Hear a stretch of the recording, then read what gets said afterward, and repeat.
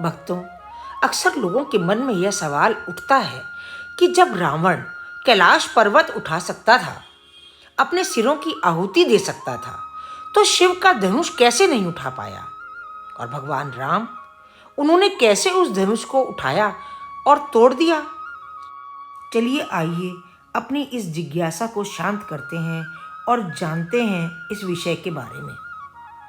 असल में भगवान शिव का धनुष पिनाक बहुत ही शक्तिशाली और चमत्कारिक था। शिव ने जिस धनुष को बनाया था, उसकी टंकार से ही बादल फट जाते थे और पर्वत हिलने लगते थे। ऐसा लगता था कि मानो भूकंप आ गया हो। यह धनुष बहुत ही शक्तिशाली था। इधर रावण एक अहंकारी मनुष्य था। वह कैलाश पर्वत तो उठा सकता था, लेकिन धनुष नहीं। धनुष को तो वह हिला भी नहीं पाया था। धनुष के पास कोई अहंकारी और शक्तिशाली व्यक्ति यदि घमंड लेकर के जाता था, तो वह अत्यंत भारी हो जाता था। और जो भी मनुष्य उस धनुष को उठाने में अपनी जितनी भी शक्ति लगाता था, वह धनुष उससे भी और ज़्यादा भारी होता चला जाता था। वहाँ आए हुए सभी राजा अपनी शक्ति और अहंकार से भरे हुए थे, इसलिए वह हार गए। उस रावण अहंकारी ने ना ही धनुष को देख करके प्रणाम किया, ना ही उसकी परिक्रमा करी, ना ही भगवान भोलेनाथ उठाने के लिए आज्ञा मांगी, क्योंकि उसमें विनयशीलता और निर्मलता थी ही नहीं। इसलिए उससे हिला ही नहीं और धनुष स्वतः ही भारी होता चला गया। तो कथा को आगे बढ़ाने से पहले आपसे प्रार्थना है कि इनको अपने मित्रों और परिवार के लोगों के साथ भी शेयर करिए और पुण्य के भागी बनिए। 1 मिनट ही लगता है दोस्तों लोगों के साथ में इसको शेयर करने के लिए। तो बढ़ते हैं आगे। जनक जी जानते थे कि सीता कोई साधारण कन्या तो है नहीं, लेकिन एक दिन उन्हें खेल खेल में पिनाक धनुष को उठा लेने के बावजूद उन्होंने यह निश्चय किया कि इसका विवाह भी किसी असाधारण वर से ही किया जाना उचित है। इसलिए राजा जनक ने पिता होने के नाते यह घोषणा कर दी कि सीता का विवाह केवल उसी व्यक्ति से किया जाएगा जो शिव धनुष को उठा करके उसकी प्रत्यंचा चढ़ा सकेगा। चुनौती सरल थी।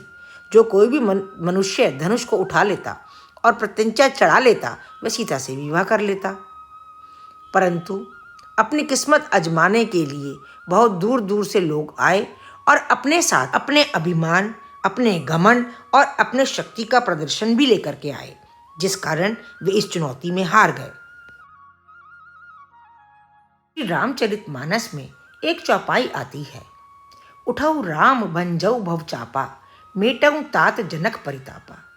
अर्थात गुरु विश्वामित्र जी जनक जी को बेहद परेशान और निराश देखकर श्री राम जी से कहते हैं कि हे पुत्र श्री राम, उठो और भव सागर रूपी इस धनुष को तोड़कर जनक की पीड़ा का हरण करो। इस चौपाई में एक शब्द है भव चापा, अर्थात इस धनुष को उठाने के लिए शक्ति की नहीं, अहंकार की नहीं, बल की नहीं, बल्कि प्रेम और निरंकार की जरूरत थी, विनयशीलता की जरूरत थी, प्रेम की जरूरत थी।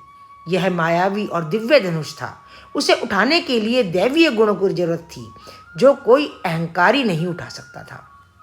जब गुरुदेव ने आज्ञा दी, तब प्रभु श्री राम की बारी आई तो वे समझते थे कि यह कोई साधारण धनुष नहीं है, बल्कि भगवान शिव का धनुष है। इसलिए सबसे पहले उन्होंने आकर धनुष को प्रणाम किया, फिर उन्होंने धनुष की परिक्रमा करी और उसे संपूर्ण सम्मान दिया। फिर मन ही मन महादेव से उस धनुष को उठाने की आज्ञा मांगी। प्रभु श्री राम की विनयशीलता और निर्मलता के समक्ष धनुष का भारीपन स्वतः ही समाप्त हो गया और उन्होंने उस धनुष को प्रेम पूर्वक चढ़ाया और उसकी प्रत्यंचा चढ़ाई और उसे झुकाते ही धनुष खुद ब खुद टूट गया। कहते हैं जिस प्रकार सीता ने शिव जी के ध्यान लगा करके सहज भाव से ही बिना बल लगाए धनुष को उठा लिया था, उसी प्रकार श्री राम ने भी धनुष को उठाने का प्रयास किया और सफल हो गए। इस धनुष को उठाने के लिए व्यक्ति को अहंकार से कोसों दूर होना पड़ता है, दयालु होना पड़ता है, मृदुभाषी व कृपालु होना पड़ता है। ऐसे ही सद्गुणों से युक्त व्यक्ति केवल इस धनुष को उठा सकता था। पौराणिक कथा के अनुसार शिवजी के धनुष का टूट जाना ही यहाँ शिवजी की मंशित थी। महाराजा जनक के पास शिव धनुष पिनाक धरोहर के रूप में सुरक्षित था। लंकापति रावण पिनाक हासिल करना चाहता था। रावण के पास ऐसे कई दिव्यास्त्र थे जिनके संधान के लिए पिनाक जैसे किसी दिव्य धनुष की जरूरत थी। जनक जी जानते थे कि यदि पिनाक रावण के हाथ लग गया तो सृष्टि का विनाश संभव है। इसलिए उन्हें लगा कि पिनाक का नष्ट हो जाना ही संसार के हित में है। इसलिए महाराज जनक ने अपनी इस तरह की शर्त रखी।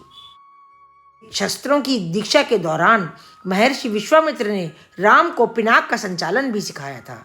गुरु के साथ मिथिला पहुंचते ही पिनाक को देखने की इच्छा राम ने जताई। पल भर में राम उस शिव धनुष पर प्रत्यंचा चढ़ा देते हैं, लेकिन जैसे ही राम उस धनुष पर बाण संधान की कोशिश करते हैं, पिनाक 2 हिस्सों में टूट जाता है।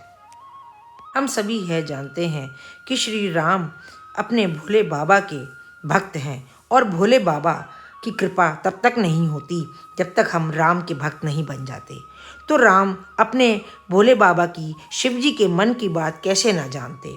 जैसे ही उन्होंने उनकी इच्छा जानी, वैसे ही उन्होंने पिनाक धनुष का संधान कर दिया। राम के समान पराक्रमी, वीर और धनुर्विद्या में निपुण कोई दूसरा योद्धा मिलता ही नहीं। उनके धनुष की टंकार शत्रुओं को भयभीत कर देती थी।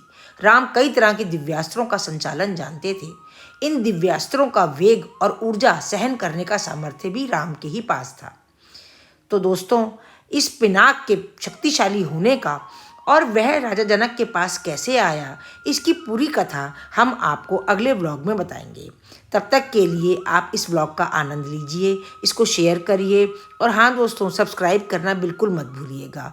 और आप कौन सी जगह से इस व्लॉग को देख रहे हैं, यह भी कमेंट बॉक्स में अगली बार ज़रूर लिखिएगा। तो मिलते हैं नए व्लॉग में, तब तक के लिए राम राम।